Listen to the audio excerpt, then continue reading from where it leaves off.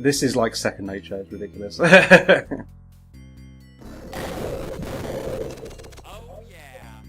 What's coming up, I guess, then? No, actually. Like, there's actually a pretty tricky bit of swinging coming up in a minute.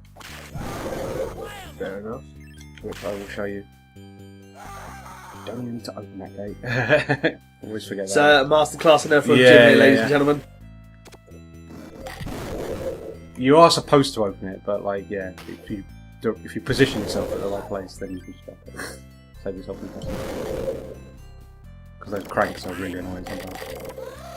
If they get on top of you, they'll. Yeah, those are tricky damn enemies. Cool. Right, I think this is the boss now. Here we go, we're at the suit for the first time. Because this does happen a few times, I think. Well, that's the main point of it, isn't it? It's like... Yeah, so there's 2 steps to this boss. This bit here is, I'm basically not doing any damage to him, I'm just trying to avoid the flames and then melting the stand. Oh, right, yeah, I see. Yeah. And then eventually the whole cliff will fall down, and then we go into the last bit of boss, where we're actually in the suit. Spoilers! The old lava reef mechanic. Yeah.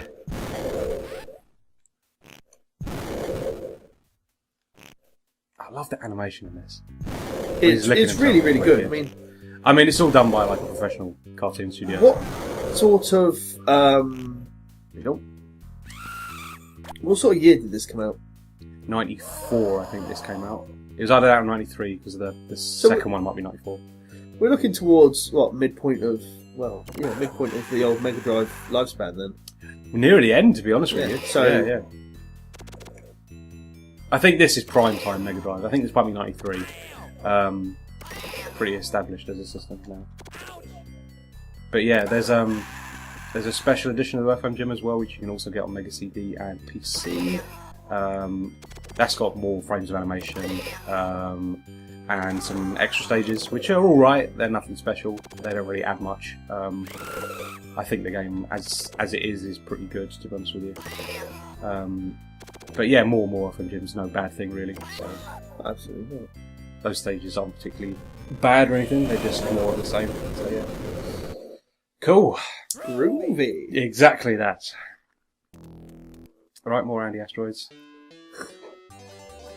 So yeah, like I say, always aiming for 50 bubbles. And they'll trick you as well by putting power-ups next to bubbles, whereas you probably want to favour bubbles.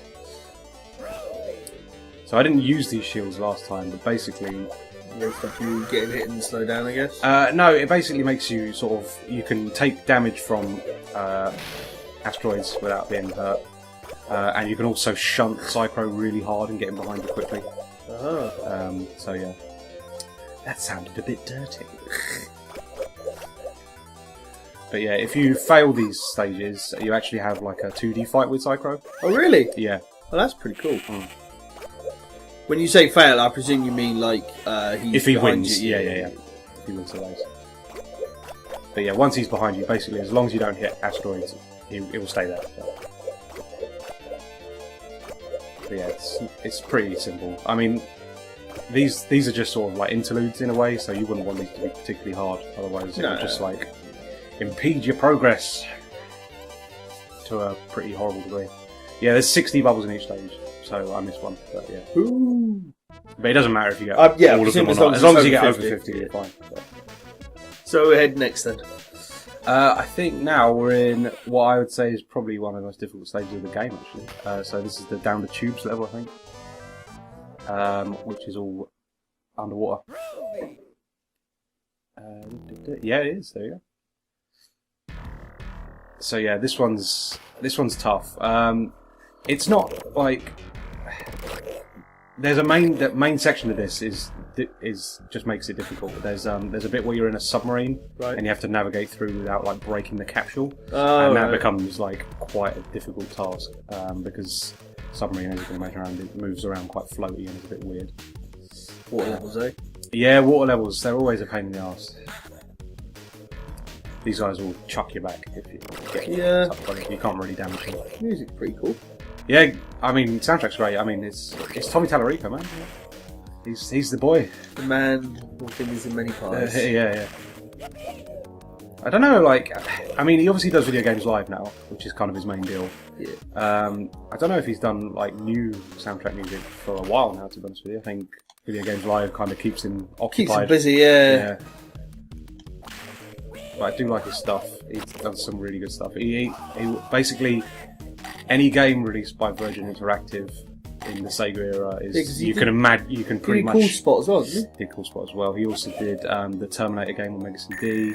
Basically, yeah, he's Virgin Interactive's go-to sound guy. So yeah, you can bet he'll be there. So yeah, the thing with this submarine is, as you can see, the pod is glass, and if you start hitting walls and things, it'll start to shatter. But yeah, what with this being a Mega Drive game, the resolution's pretty low, so your field of vision's quite low, and it means that you'll run into walls a lot easier. So you got to take your time with it. But at the same time, you've got to be quick, because as you saw, there was a clock. So yeah, it's a bit frustrating, it's got to be said. Because I actually quite like this level, but yeah, those submarines get on my nerves. And there's lots of them. Right, so I presume this is the Bob the Killer Goldfish level. this is, yes. Yeah, I mean, it's the only one that really fits his style. So. Yeah. Well, you say that. In Earthworm Jim 2, it's not an underwater level. In fact, I don't even think there is an underwater level in. Well, I mean, the idea is he can live on land because he's in the fishbowl. He's in the fishbowl, yeah. But yeah, the cats, actually, like the big muscly cats that you saw earlier, they appear in an episode, well, in quite a few episodes of Earthworm Jim, actually, but they establish them earlier on. And they're basically his army. Purely done for ironic purposes. Cats and goldfish obviously don't work too well together. But because he's an evil tyrant, he's got control over the cats. Right, so this is a bit tricky. Break the needle. There we go. Oh, it's good, it's good. You can really get it down to a lot more damage than that. Fair enough. Secret! Another life. There you go. Teaching everybody the tricks here. We already got the top. So there we go. It's confusing actually, because usually that animation signals the end of the stage, whereas there is another act, I suppose, of it. Yes. So yeah. Down tubes again. Yeah. So yeah, this is the tricky one. So there's a very long submarine bit in this, and yeah, I think it gives you 99 seconds to get through. Those guys, I mean, I'll show you. They're funny. Yeah, they're pretty beef. Reminds you of Ren from Ren and Stimpy, I guess. More secrets. Yeah, there you go. Say, tell me you're the moss class. Sure. I love me some hamsters.